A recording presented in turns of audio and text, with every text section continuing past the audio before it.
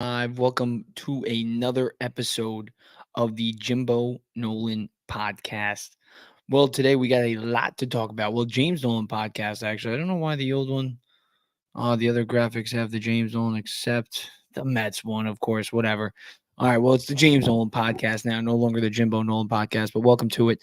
Mets, another big win in a big spot. Playoff Pete continues to tear it up, has over 1,000 OPS this postseason. And a lot of these Mets hitters in this lineup have been coming up clutch. But Pete Alonso, it's great to see it because he's homegrown and nobody needed it more than after his terrible regular season. So we're going to get into all that. But let's talk about the ace, the guy of this pitching staff all year has been Sean Manaea. And he goes out there and he gave the Mets exactly what they needed. 7 strong innings, only 3 hits allowed, 1 earned run across those 7 innings, 6 strikeouts, only 2 walks. And he dominated Bryce Harper. That was the key matchup going into this game. It was, all right, Manaea, left-hander against Bryce Harper. And, with his weird release point, he showed you. He showed you exactly why the Mets signed him because he turned his career around 2 years ago. They were talking about on the Fox broadcast today. He goes out there after getting rocked by the Phillies 2 years ago in the postseason and then goes to some pitching lab. I'm not going to call it the pitching lab, but he goes out to Washington, works on his mechanics, gets a new release point, and the guy has been an absolute stud ever since then. You look at since the second half of not only this year, but since the second half of 2023 when he was last year when he was with the Giants, I believe. Was he with the Giants? Manaea was a beast in the second half of last year. So that's exactly why the Mets signed him, and it paid off today. That left-handed weird release point against guys like Kyle Schwarber and Bryce Harper, they could not hit him. He was untouchable today. And then the 7 innings on top of that, getting into the 8th inning, I think maybe he could have finished the 8th inning, but at the same time, Manaea getting through this 7 innings with 91 pitches. First off, props to him. And then finishing the game with less than 95 pitches, that's huge because I feel like the Mets are thinking ahead. Yeah, it would be nice for Manaea to go 8 or to go 9. Even I was saying, you can look at the X. I was saying, you know what, why not just give Manaea the whole game? Save the bullpen. But now that I'm thinking about it, and then even after, talking about it with a couple of the Mets buddies, Mendoza always thinks ahead. And sometimes he doesn't. Sometimes he does play for the win a lot. But I feel like today he was thinking ahead. So, we got a pretty sizable lead. Even though Mets fans were thinking this is not a sizable lead, any type of lead for the Mets is not a sizable lead, especially in the playoffs. We are all doomers at heart. Let's be real. But for Carlos Mendoza, he knows the actual situation. You're up big. Manaea probably can finish the inning with no earned runs allowed. But at the end of the day, let's get him out of here. 91 pitches. We're going to win this game if we can get some quality bullpen innings.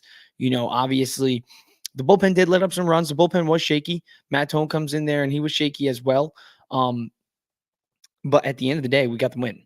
That's all that matters. And Manaea only pitched 91 pitches.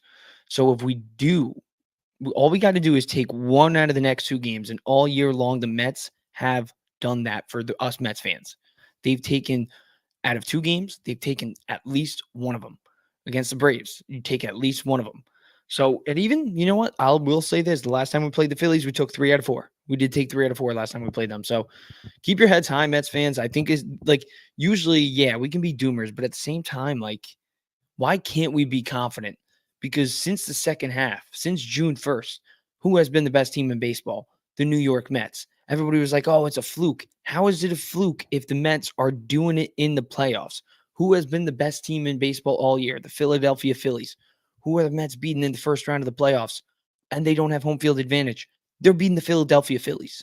The Phillies can win the division all they want, but if the Mets walk out of this series with the divisional round, technically, they beat a division rival in the divisional round.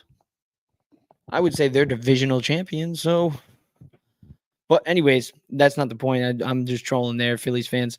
But Mets played great today, and you got to be confident because this lineup is legit. This lineup is good. And if we have a playoff Pete Alonso, I've said it all year, a lot of Mets fans, a lot of Mets podcasters have said it all year. If Pete Alonso gets going with this lineup, with an MVP version of Lindor, with guys chipping in like Mark Vientos, JD Martinez coming off the bench, Francisco Alvarez, we saw a big hit out of him today. Jesse Winker is huge. I mean, Brandon Nimmo always getting on base. Like, if Pete Alonso joins them, imagine what this team could do. And now we're seeing it. We are seeing it. They defeat the Phillies 7-2 tonight, and then the big eighth and ninth inning in game one. And then Pete Alonso, obviously, against Milwaukee in game three. But, so far in the postseason, Pete Alonso has been a stud. And, Derek Jeter said it on the postgame of Fox, and everybody always says it. Let's be real. Nobody remembers you for what you do in the regular season. People remember for what you do in the playoffs. And Pete Alonso, he's sucked in the regular season. Big whoop.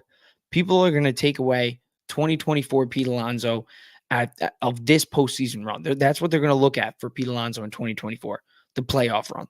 Everybody will forget all about the regular season if he goes off in the playoffs.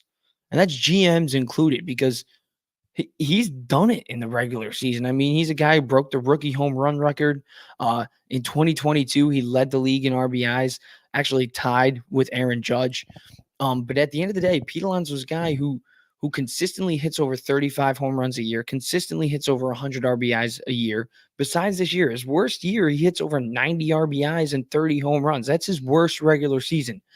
And of course, he's fixing it by having a great postseason. I mean, 3 home runs, 6 RBIs in 6 games, 1.069 OPS. And this guy, I would say, I'm going to go over right now the Mets, the top 3 clutch spots of the game. His would definitely fall at number 1, because, going down 1-2-3 in the first was not good. And then Manaea mows the Phillies down, which was great. And then Pete Alonso, first pitch in Citi Field. Mets fans are rocking because it's the first time they've seen Pete in a long time after hitting the big Milwaukee home run, saving their series. So they're hyped to see Pete. They're hyped. And then what does he do first pitch? Puts on a show. No doubt home run. I mean, Pete really put on for the Mets fans tonight. So good for Pete. He goes big there. And then even game one, I mean, he didn't really do, obviously, as much damage as he did tonight, because he got on base 3 times, if you count the home run getting on base, 2 walks also. But in game one, he has a huge sac fly to give the Mets an extra cushion.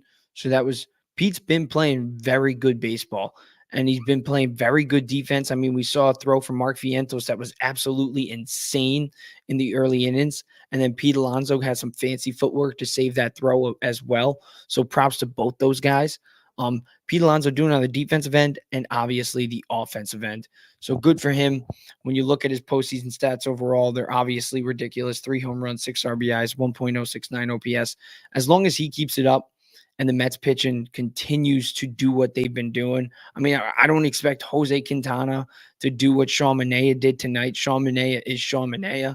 I am very confident that this guy could be our ace at the right time right now. I mean, he's been our most consistent pitcher. And in the second half, he's arguably put up ace numbers. I mean, he pitched like an ace tonight. He probably had outside of Zach Wheeler, the best pitching performance in the playoffs so far out of all teams. So good for Sean Manaea tonight. And we're going to need Jose Quintana to do something similar tomorrow, but I'm only expecting 5 or 6 and then probably a bullpen game. But the Mets bats, they got to do what they do, and it starts with the power guys, Lindor, Alonso, Nimmo, and then after that, probably Vientos, Alvarez, and Winker.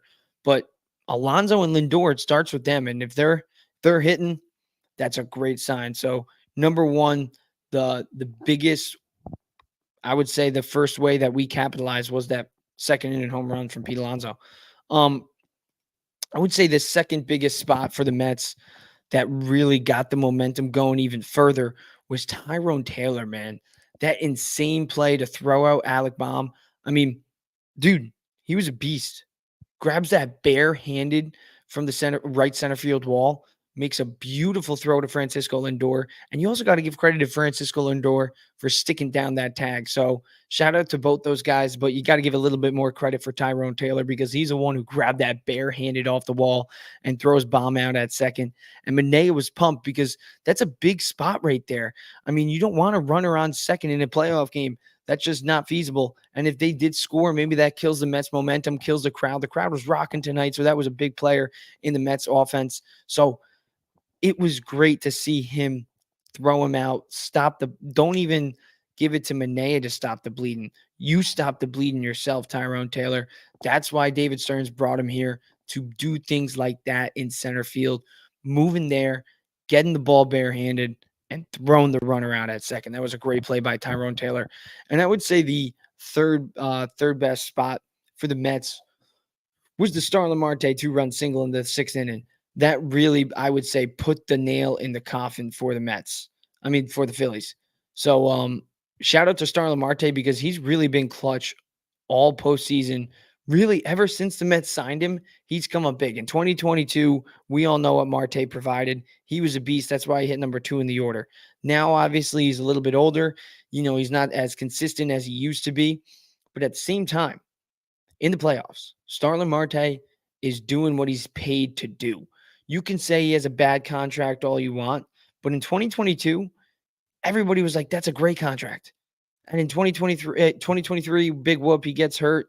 Like, obviously, he's going to have a down year when he's hurt all year. Let's be real, guys. And then 2024, so what? He was kind of strugglish. He came up in big spots in the regular season. He's 35 years old. He's been a great veteran on this team, especially for the young guys like Vientos. I mean, we give a lot of credit to Iglesias and Lindor, but Marte has also been playing a big role in a lot of these young players, in a lot of these young players' ascension to become stars, hopefully. So Marte has done a lot for this Mets team. And then to factor that, to add to that, you factor in his playoff play so far. He's been great. He's been great. So you got to give a lot of credit to Starlin Marte too. Without him, we don't win this ball game today. We don't. So Starlin Marte is doing what he's paid to do. He's doing what he's paid to do. He doesn't have a big contract, but at the same time, what do you get paid to do? You get paid to hit in the playoffs. And hopefully, Pete Alonso will get paid because he is hitting in the playoffs. I'll put it up on the screen one more time. The 3 home runs, 6 RBIs, 1.069 OPS this postseason. Pete Alonso is having a great playoffs. But Lindor, you also got to give him credit. He's kind of struggled a little bit, but he's been getting on base. He's been having great at-bats. He's been playing great defense. So even though Lindor, he's not necessarily, doing what Pete Alonso's doing right now, at the same time, he's the one getting on base and scoring in that big Pete Alonso home run against Milwaukee because he's the one who started it. And he's the one who's kind of putting the Mets over the edge, like in the caption right here with the RBI double in the lead innings. Like, that was huge. That was big. It really gave Mets fans, at least when Lindor hit that double, that's when I sat down and I said, all right, I'm good. We got this. I'm confident. That's when I was really like, okay, I'm good. Because when Lindor is going, I know for some reason, I just feel like when Lindor is on, the rest of the team, at least in some moments this year, they've been silent. But usually when Lindor is on, it's contagious. It is contagious. So when he gets on base, he scores. He scored 5 times so far in 6 games this postseason, and that's only with really 3 hits this playoffs. So good for him. Good for him, man. And then Jesse Winker. I mean, I always say it. I'd hate him if he was on any other team, but he is playing fantastic this playoffs, stealing bases at crucial spots, getting us insurance runs, and then the home run tonight, really giving the Mets fans something to really go nuts about because really since the second inning, they hadn't had anything to go nuts about besides Sean Manaea throwing an absolute gem of a game. But Jesse Winker on the offensive end, anytime he comes up in a big spot to put the Mets over the edge, or he scores, obviously, and slams his helmet on the floor, he's loving it. He is loving it in New York. I think I'd hate him if he was on any other team, but he's here. He's ours, not our enemy. So I love him. He's doing great things for us right now. And you might got to keep him for next year. You definitely do got to think about that because he seems like a great fit with the team, and he might not cost that much. And when you factor in Jesse Winker, Brandon Nimmo, and then in left field, um, I really don't know who you want to go with in left field because I feel like the only solidified outfielder should be Brandon Nimmo, but then Jesse Winker's got to be that guy too. Maybe you do another Tyrone Taylor, Starlin Marte, little platoon. You can put Nimmo in center some games. Who knows? Who knows? The Mets can get creative, but really the offense has been carrying them, and Jesse Winker is also providing in that offense. So you got to give him credit. 1.239 OPS this playoffs. So Winker doing great things.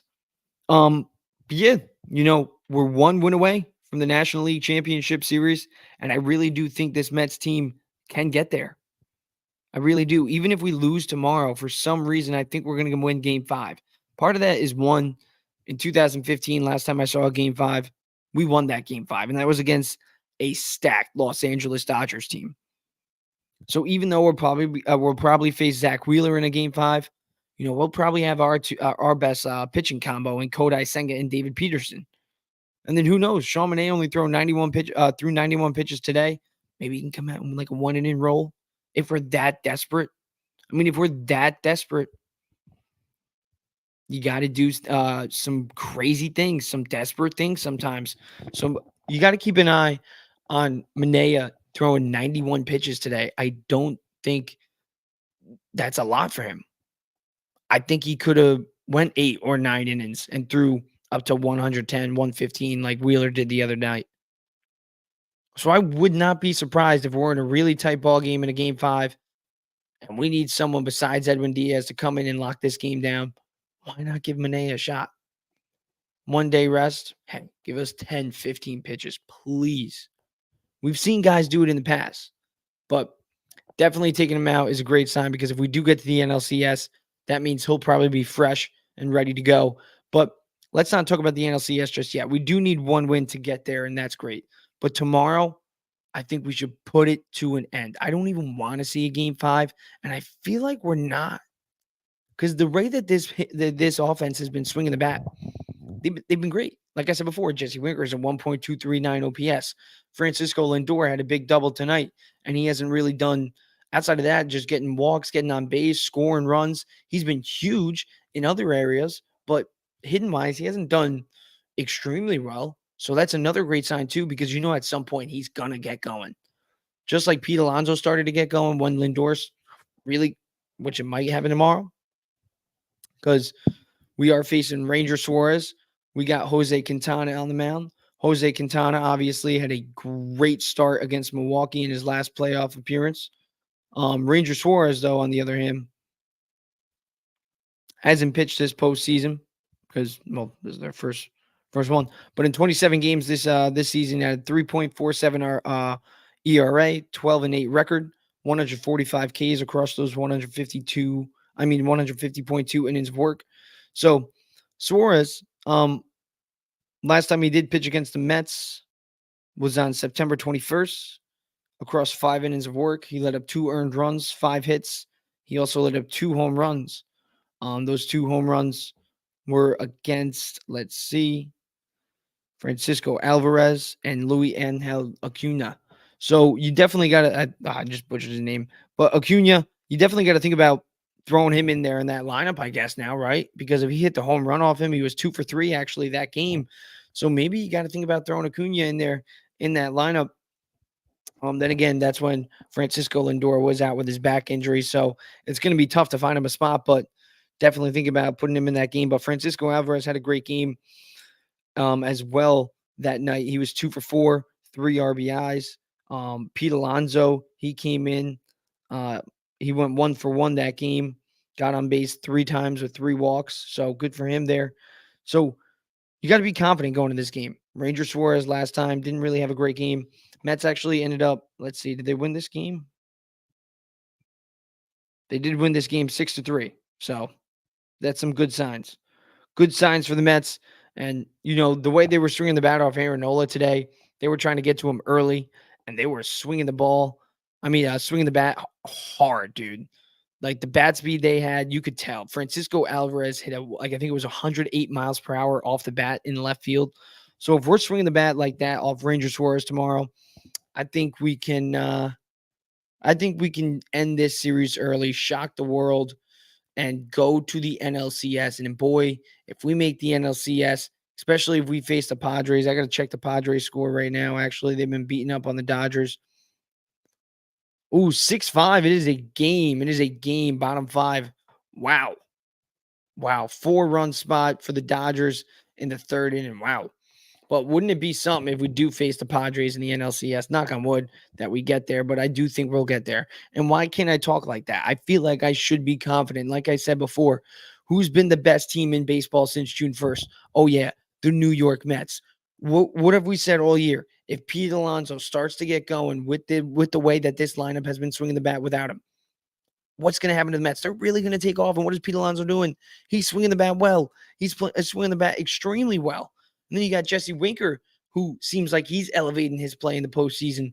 Francisco Lindor, he's starting to get going a little bit. He's been having great at-bats, but he hasn't been getting on base with hits. He's been getting on base with walks. He's been working the count, obviously getting guys out of games, allowing Pete Alonso to get up against Milwaukee and hit that go-ahead home run in the top of the ninth. So Lindor has done things, even though his batting average doesn't suggest it. His on-base percentage is ridiculous in the playoffs right now. He scored 5 times in 6 games, and he's playing great defense. So, and you got to think he's going to get going at some point with putting the bat on the ball as well. So I do think tomorrow we'll probably see a Francisco Lindor home run. So if you are a better, Francisco Lindor is due to put the ball over the wall. And I always love doing this going into matchups, big matchups like this. So let's do it. Let's take a look at Ranger Suarez versus specific guys against the Mets. But first, let's take a look at Ranger Suarez career numbers versus the Mets.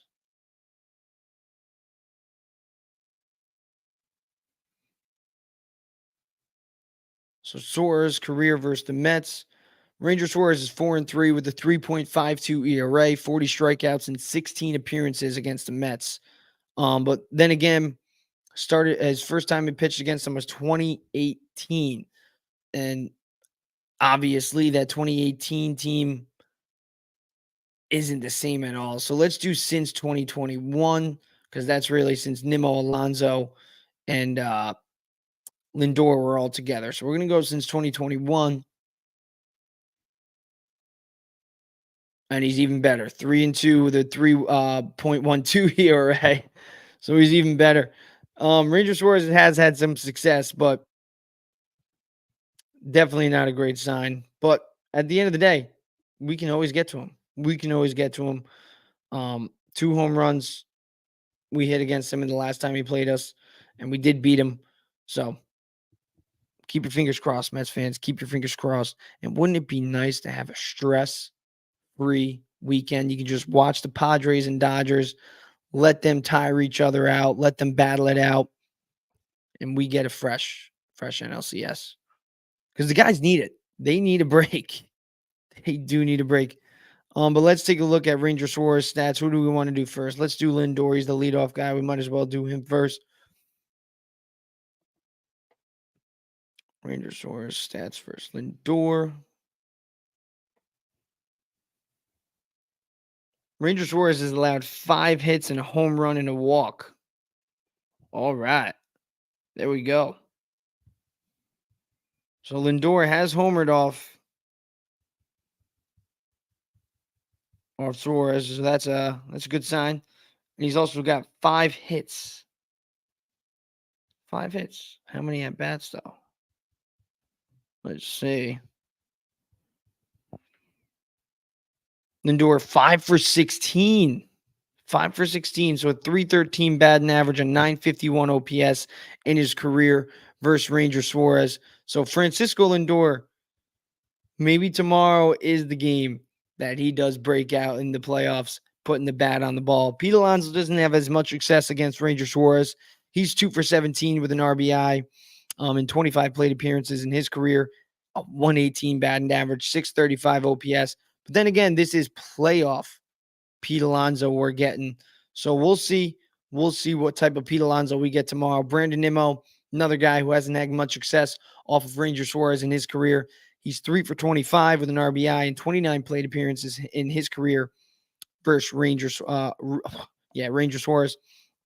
Let's take a look at Francisco Alvarez. He's a guy who hit a home run off him quite recently on when the Mets played the Phillies back in September. So when you take a look at Francisco Alvarez, he's only 1 for 7 actually, and the only hit against him was that home run. But if we're gonna do one more guy, let's do JD Martinez. He's a guy who's been around for a while. Maybe you consider putting him in the lineup based on what his stats are, obviously. And his stats, he's 2 for 9. Nothing big, but he has got on base a lot, 364 on base percentage against Ranger Suarez. So maybe. And let's go lastly, Jesse Winker, and then we'll finish up with Mark Vientos, the young rookie. Jesse Winker is 1 for 5 against Ranger Suarez. And we're going to do the opposite. We're going to do Quintana versus the other guys, and I'm sure it's not as great. And lastly, we'll do Mark Vientos. We'll do Starlin Marte. We'll do Starlin Marte. He's been clutch. Mark Vientos, he's also homered against Ranger Suarez, and in 15 plate appearances, he got 3 hits and then the 2-run home run shot. So Vientos has hit a home run off him, Francisco Alvarez, and so has Francisco Lindor. So let's see what they can do versus Ranger Suarez tomorrow. I told myself I'd finish it off with Starlin Marte because we had a Marte party today. He had that big clutch single, putting the Mets in a nice sizable lead in the 6th inning. So let's see Starlin Marte's stats versus Ranger Suarez in his career. He's 6 for 19 with an RBI and 21 plate appearances. Never homered, but on base percentage of 381, average of 316. So we got a lot of guys that have had success off him in his career. Now let's flip it. Let's go to Jose Quintana. Let's go their leadoff guy, Mr. Kyle Schwarber, who I hate. I hate everybody on the Phillies, but I think the biggest guy that I hate is Kyle Schwarber. I think I like Nick Castellanos only because his home runs. But that's about it. That really is it. Everybody else I hate on the Phillies. So we'll start off with the guy I hate the most and the guy who leads off with the Phillies. Kyle Schwarber kills Jose Quintana. He's 7 of 21. 4 RBIs in those 21 plate appearances. Also got a home run. OPS of 857. Take a look at Trey Turner.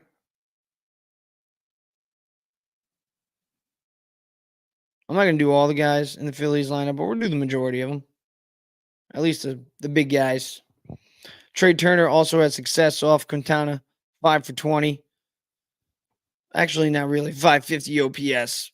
5 hits, but not crucial hits. Bryce Harper. Scared to look at that one. But we got to do it. Bryce Harper, 4 for 16 with a home run and 3 RBIs. And he has an OPS of 794 off of Quintana. On base percentage of 294, batting average of 250. So Harper up and down. But then again, he is Bryce Harper. Still got to be a little bit worried. But then again, you do like that matchup, lefty-lefty. We saw the lefty-lefty work out very well for the Mets. So hopefully we get lucky there. And then, if we do need, I think Edwin Diaz, maybe he is available, but we'll get into that in just a second. Let's look up one more guy. Let's look up Castellanos.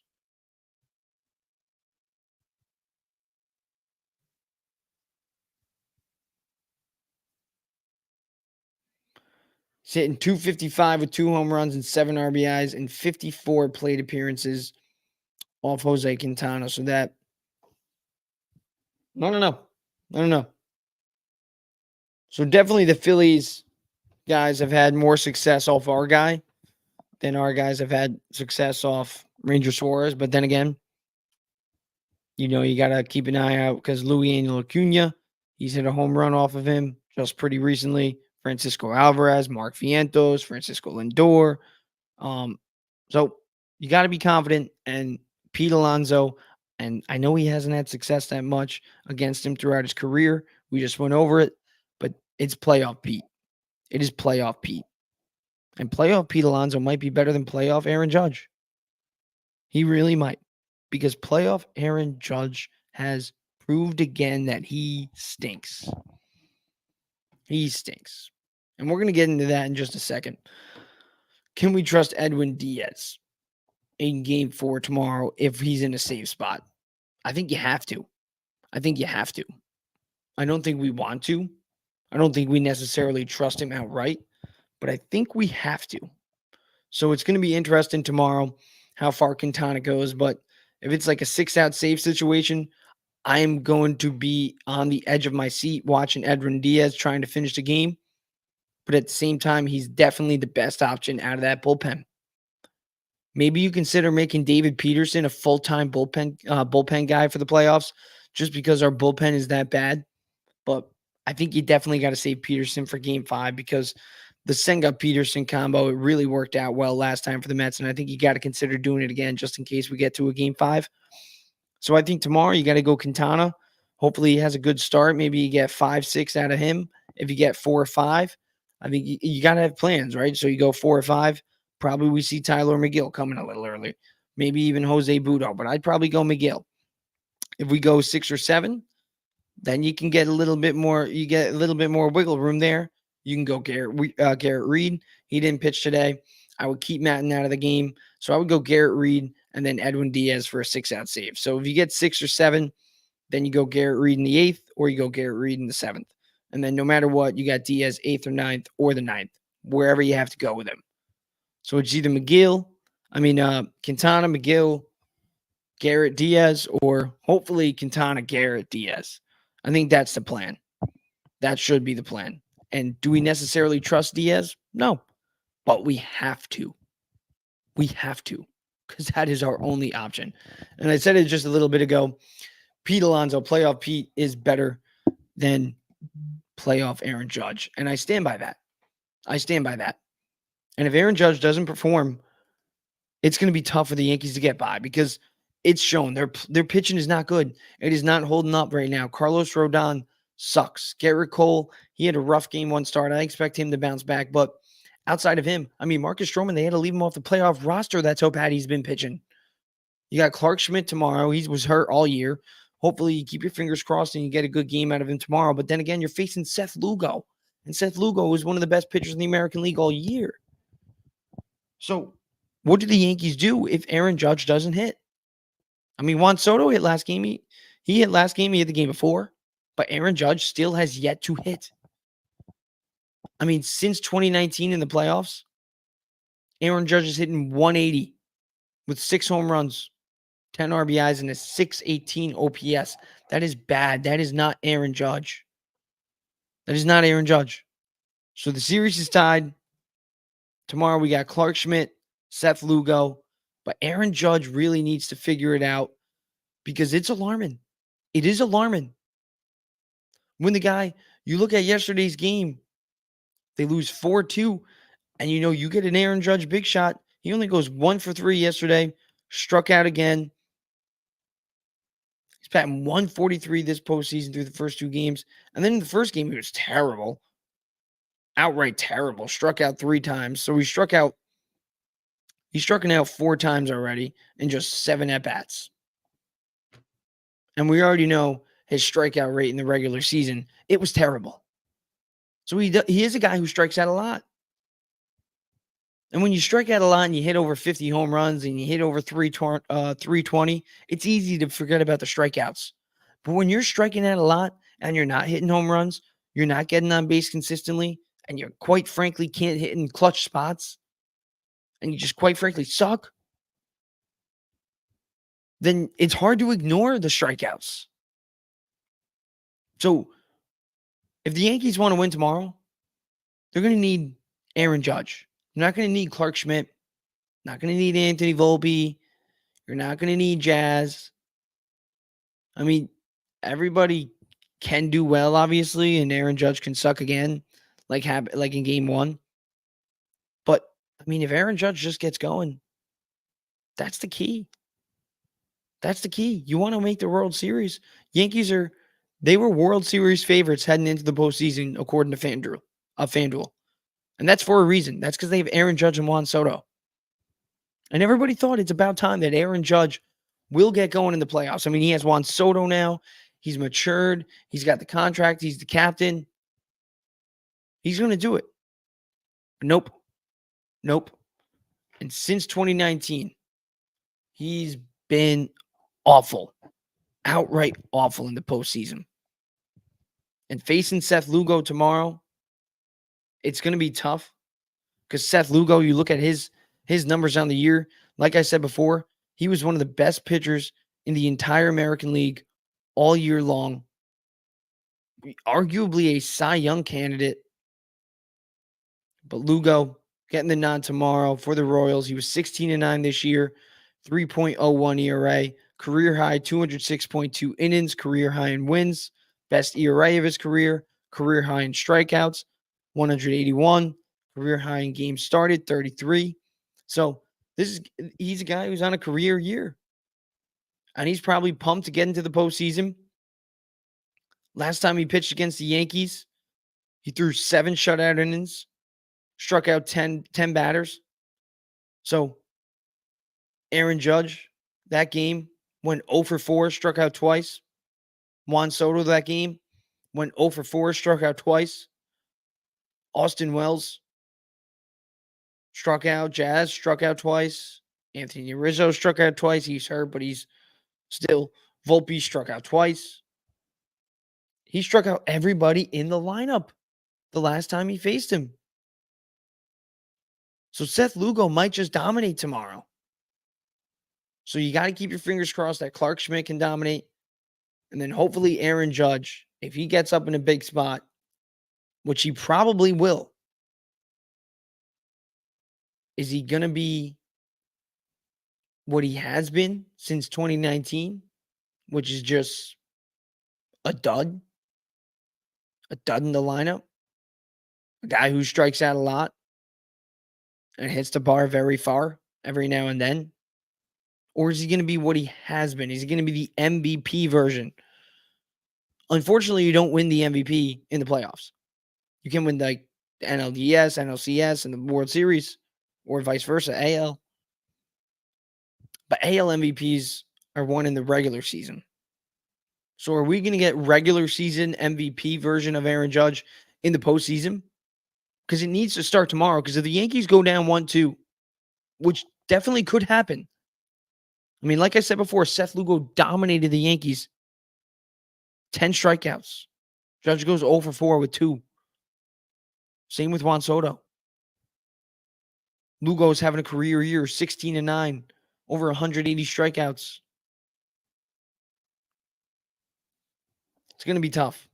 And they need Aaron Judge. Because if they get Aaron Judge, not only will they cruise by against the Kansas City Royals in the divisional round, but they could very easily get to the World Series. And then from there, possibly, obviously, win it. So definitely keep an eye on the Yankees tomorrow.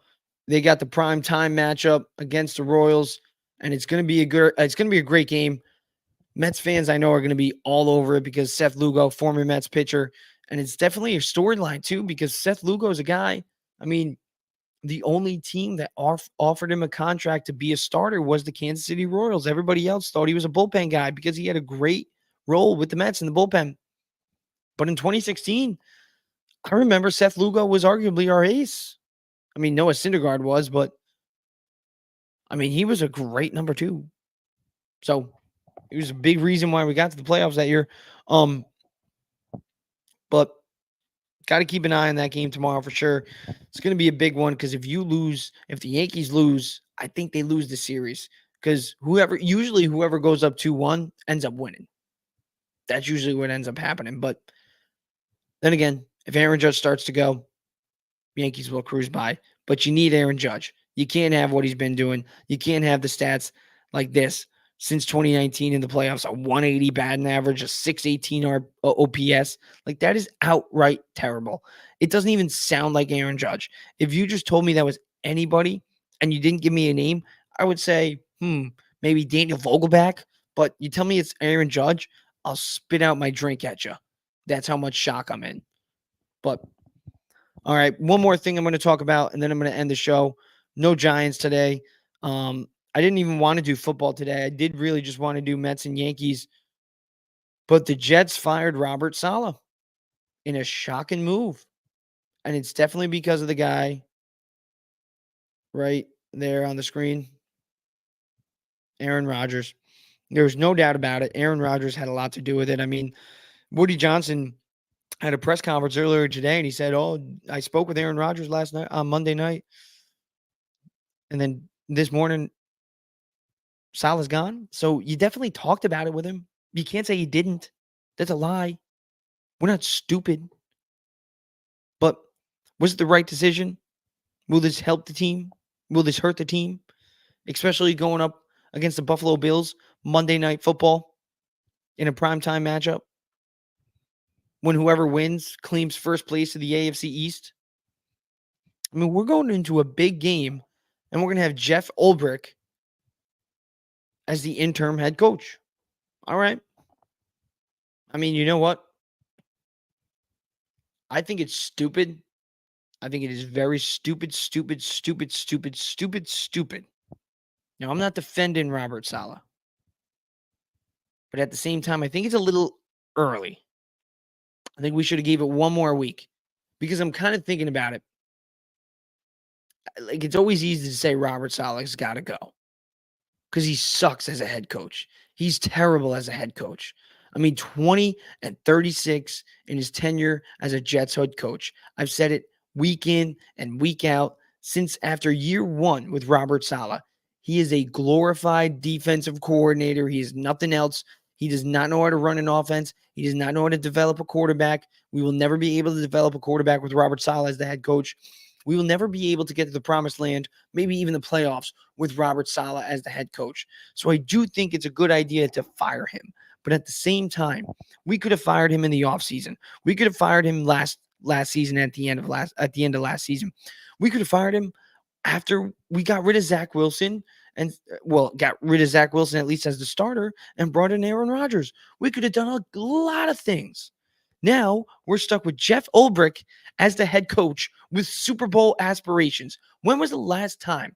When was the last time a team fired their head coach in the middle of the season and they went on to win the Super Bowl? Because quite frankly, the Jets, with the expectations they have, with all the hoopla with Aaron Rodgers, with all the crap that he's caused, if the Jets don't win a Super Bowl, this has been an embarrassment.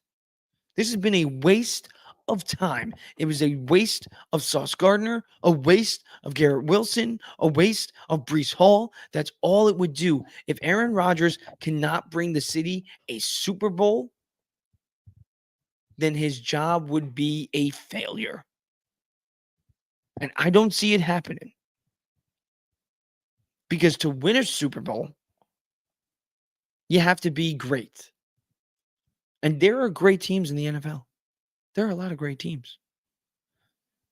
The Minnesota Vikings, I don't even think they're a great team. They're undefeated, but they're not a great team. Teams that are great, Kansas City Chiefs, obviously.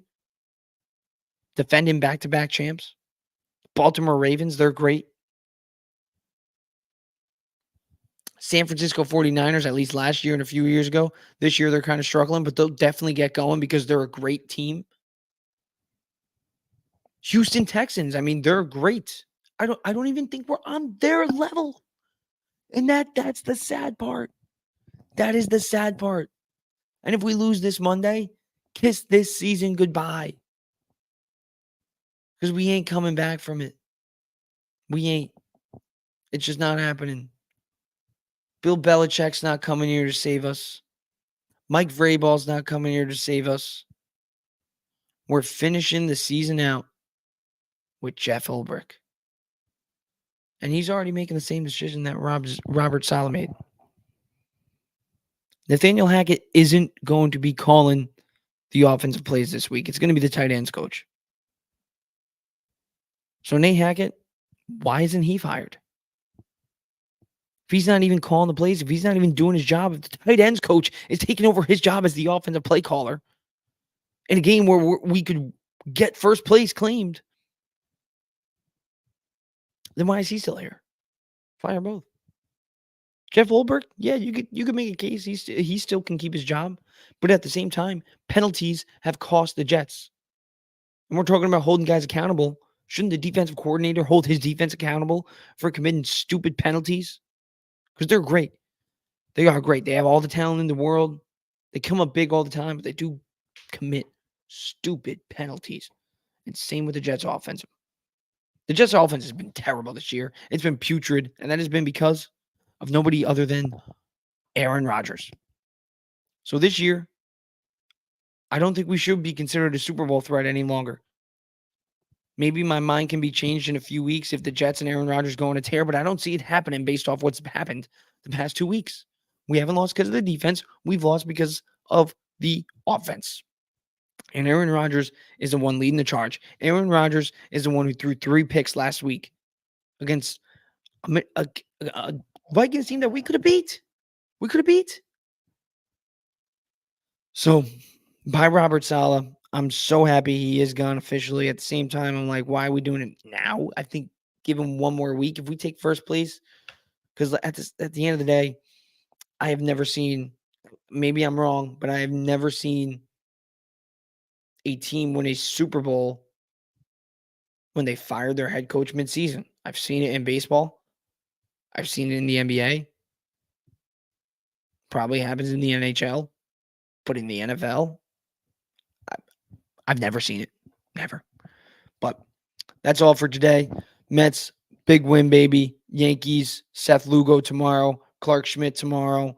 Can Aaron Judge actually do something in the playoffs? We'll see. All tomorrow night. Make sure you watch that. I'm probably going to be going live after the Yankees game. Right after the Yankees game, we'll be live. Mets, 5 o'clock, same time. Why do we keep giving us the 5 o'clock games? Give us a little respect. Give me an 8 o'clock game. I don't mind staying up late watching the late game as the Mets, but I do mind getting off work. I don't speed. I got Howie Rose.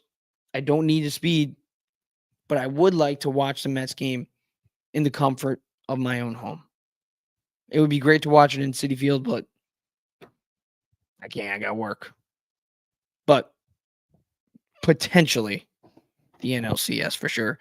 But those who are going tomorrow, have a safe trip down to Citi Field. I hope it's well worth it. And hopefully the Mets get us a win and we don't have a game 5. Hopefully they don't have to pack their bags and go to Philly, because guess what? We can definitely do it in 4 games. And the Mets are just 1 win away from the National League Championship Series. Can you believe that? Can you believe that? I mean, best team in baseball since June, so it's definitely believable. But at the same time, beginning of the year, you tell me we'd be 1 win away from the NLCS, I'd say you're out of your damn mind. But here we are. Here we are. Big day tomorrow. Yankees 8:30, Mets 5:08. Clark Schmidt taking on Seth Lugo. Ranger Suarez taking on Jose Quintana. Playoff Pete, been a beast, but is playoff Aaron Judge finally going to show up and join him? We'll see. All tomorrow. Going live tomorrow after the Yankees game. I'll catch you guys. Deuces.